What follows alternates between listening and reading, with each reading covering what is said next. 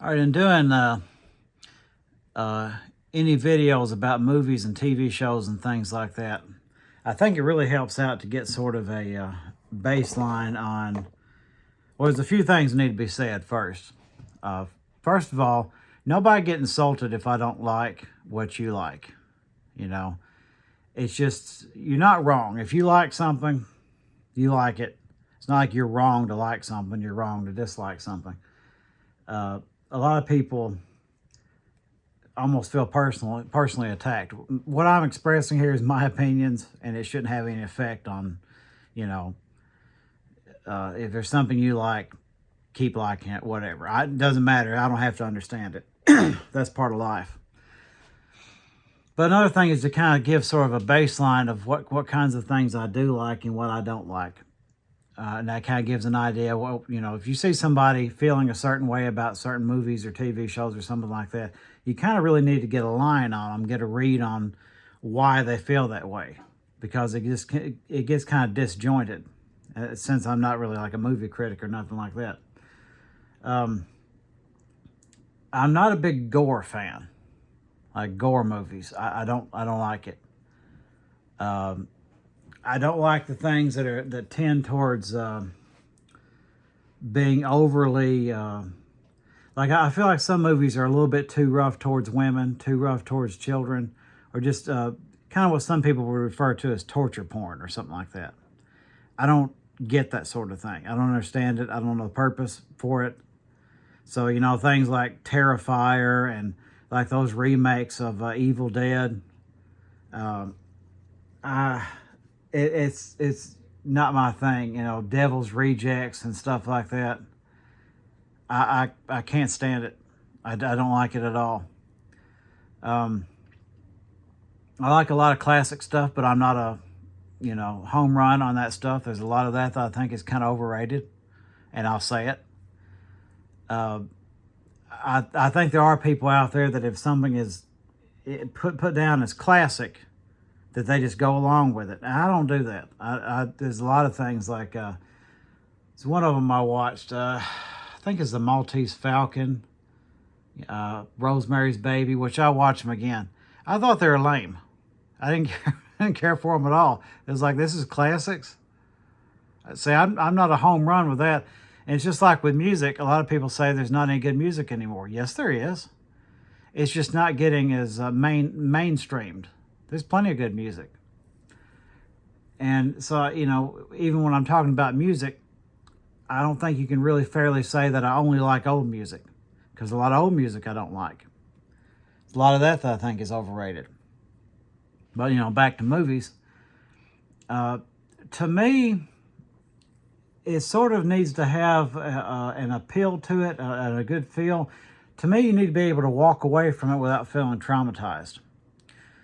All right, you take like the Walking Dead, for example. It brought a lot of great ideas to the table. It really did. There was shades of gray. Good people would turn bad. Bad people would turn good. Bad people would occasionally do some good things or had some morals. And good people would slip. And it had so many shades of gray to it. I thought that was really good. It did a lot of stupid things also. And it, to me, almost came off as, it almost came off as sort of racist and sexist and everything else. Every other ist you could come up with, and which is strange if you go by what the people behind it seemed to believe. But it really seemed to do that. But also, they're too heavy-handed. At the time, sort of running along with Walking Dead and Fear the Walking Dead, there was something called Z Nation. And I thought it was goofy as all get out to begin with. And then a little time went on, and I was like, oh, okay, I got it. Now I understand. Because you could watch Z Nation without needing therapy afterwards. I mean, they knew they were being so heavy-handed with Walking Dead that they had Talking Dead afterwards to sort of give people an almost mock therapy afterwards. That's not how you're supposed to feel after watching something. I think people have forgotten that. And, the main purpose of this particular video is to sort of give my baselines, but also, there's a lot of things that are super popular that I don't really like. I'm not a big fan of Martin Scorsese. I think the movies are just, I don't particularly care for them. I could say that they're fairly well made. I could give it that. Don't like them. I don't care for Casino. I don't care for Goodfellas. It's just how are you supposed to feel after watching that? You know, it's just everybody is awful and terrible and everything is bad. And I don't know, maybe it has to do with my mood. Another person I think is extremely overrated but does bring a few interesting things to the table, Quentin Tarantino. Quentin is a weird and rotten human being in real life. And just excruciatingly awful in just about every way you can think about it.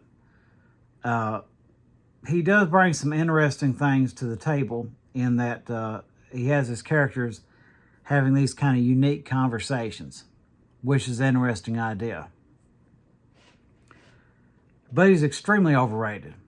You take one of his most popular works, is Pulp Fiction. Nothing is happening on that. You think it is, because they shuffle it around. If you line up all those stories up from beginning to end, nothing's really happening. There was one the other day. I mean, I hated those Kill Bill movies. I thought they were just excruciating. A lot of people like them. What was it? And I could tell he wrote it because it was just dumb. Just something happened, and then it went a little bit, and then it ended. There's no color to the plot line at all. I'm going to have to look it up now. I should have had it prepared for this. I probably got rid of the tab.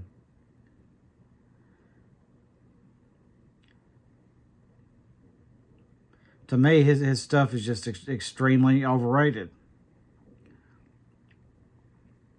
And as I said, you can always tell when he wrote it because it's very juvenile. He's 63 years old. And he has the brain of a fairly intelligent child. Let's see here.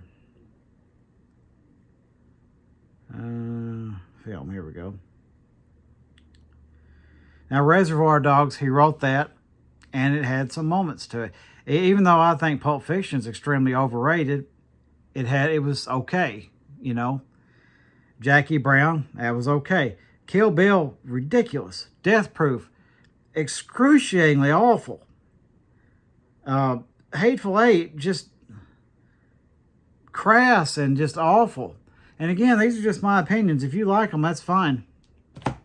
I don't understand that. And he gets everything he puts out. It's just like people trip over themselves to go see it. And I don't understand that. I like things to have a little bit of, like I've even seen sitcoms, TV shows, where there's nooks and crannies and curves and something's going on, and it's got sort of a poetry to it. There's no poetry to his stuff.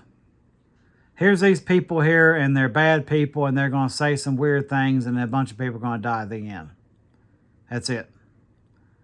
I don't know how Kurt Russell seems like a smart guy and seems like a nice guy. I don't know why he's doing everything Quentin Tarantino wants him to do. But Rob Zombie, that's another one that's just, in my opinion, just... Whew. I don't know how anybody ever watches anything he does. It's just... He seems to want to take things that mean something to someone and then just... Trying to think of a clean way of saying this. Throw up on them. Take it and just drag it along the road until there's nothing left of it. That's what he seems to want to do. Even did that Munsters thing. But that's just kind of the way I look at things. I mean, I think that stuff is just trashy and overly violent and, gratuitous. There's a lot of classic stuff I like.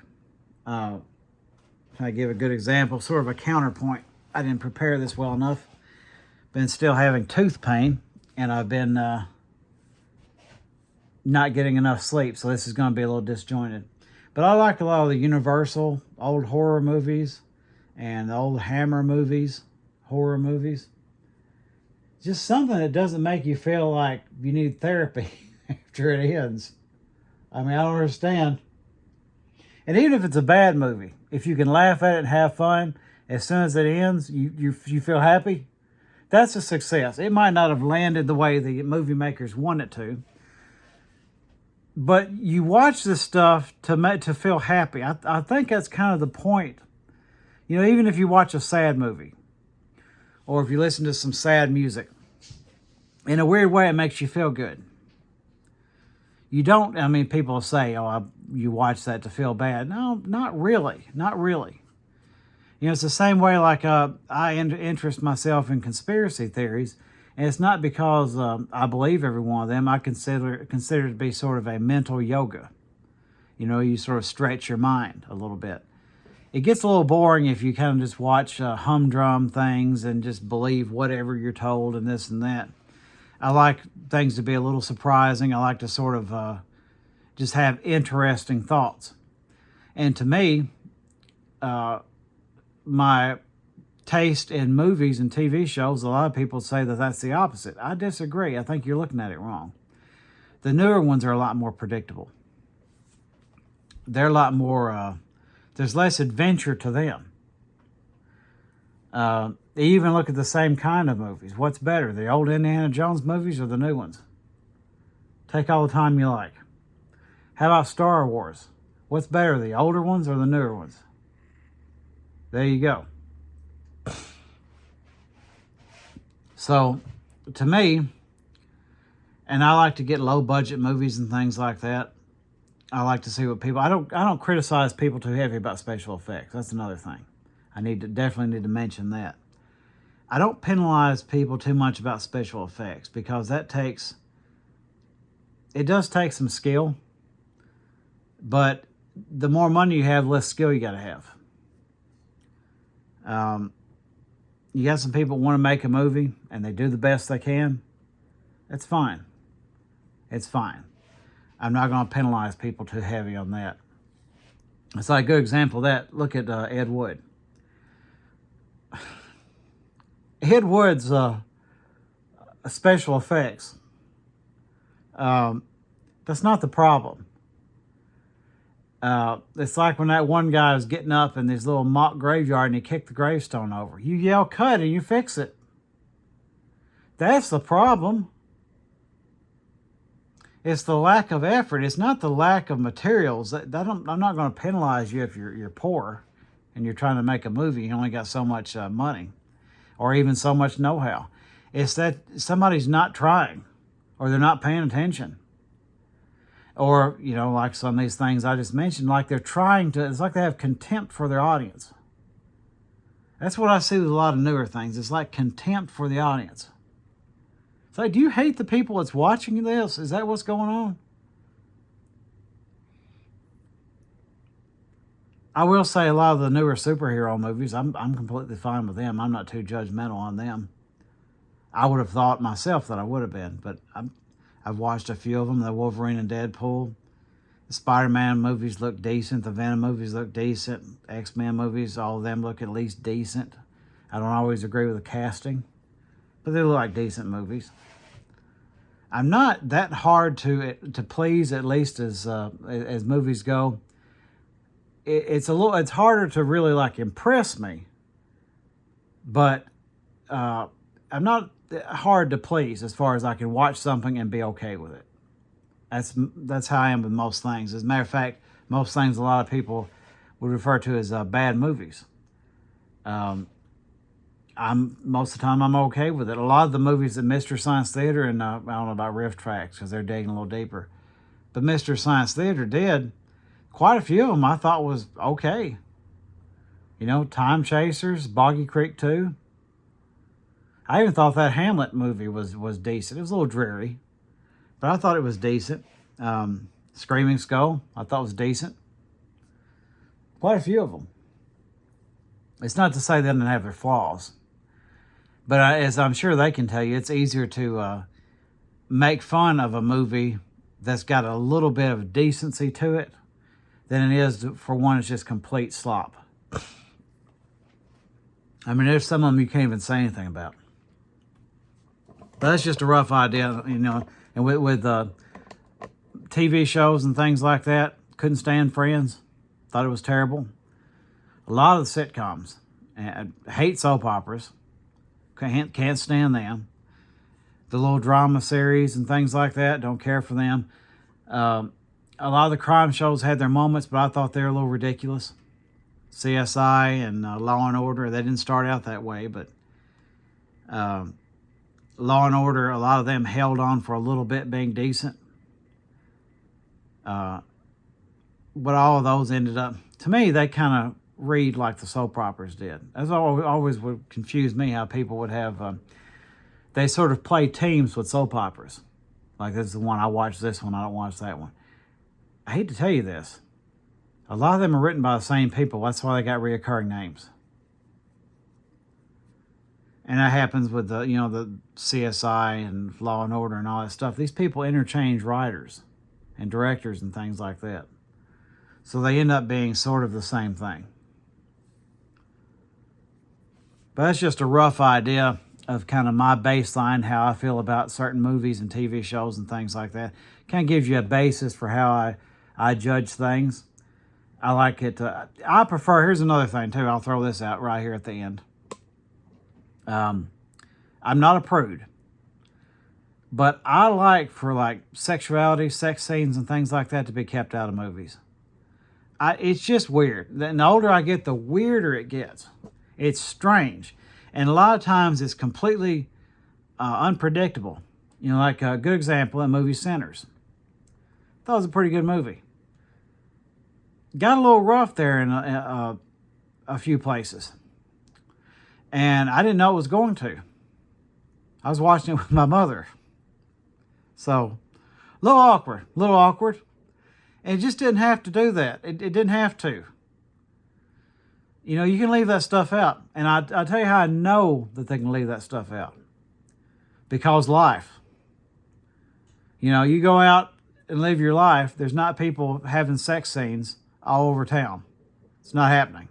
There's people doing that, but you're not seeing it. So you don't have to necessarily see it. It doesn't have to be put out there. It's so weird. And if you break it down, them filming that stuff, it just gets even weirder. If, it's 2026. If you want to find that, you can get it, I assure you. I'm not going to play innocent on that. But you don't need it in your normal movies. You don't need it in your Friday the 13th and your Sinners and your Halloweens and this and that. You don't need it. Keep it out of there. You might as well just go ahead and use the other ratings, if you know what I mean, if you're going to do something like that. Just stop bluffing with it.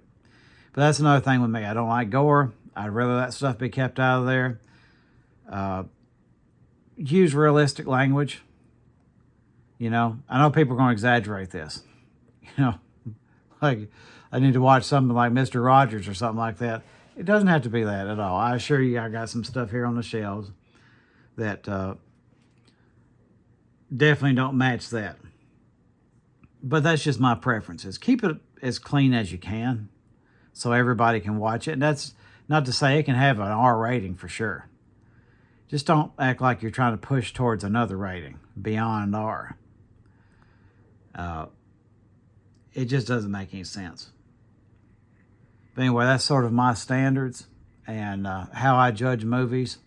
And again, don't get offended. It's just my opinion.